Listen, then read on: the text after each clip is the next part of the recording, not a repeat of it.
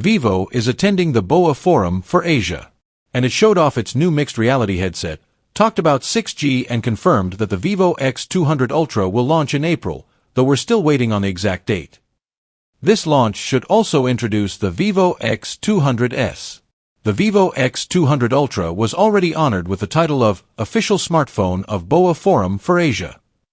The phone will integrate Vivo's latest advancements in imaging, but the company didn't go into specifics.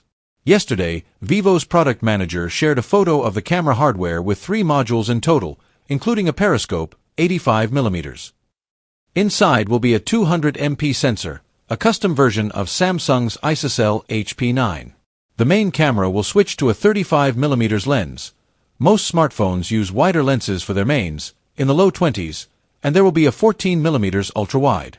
The main will use a 50MP Sony sensor, the 1/1.28-inch LYT 818. Vivo hasn't confirmed this, but the X200 Ultra is expected to use the Snapdragon 8 Elite instead of a Dimensity 9400 or 9400 Plus.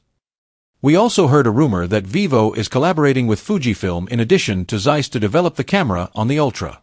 We should get more details on the Vivo X200 Ultra and X200s launch soon.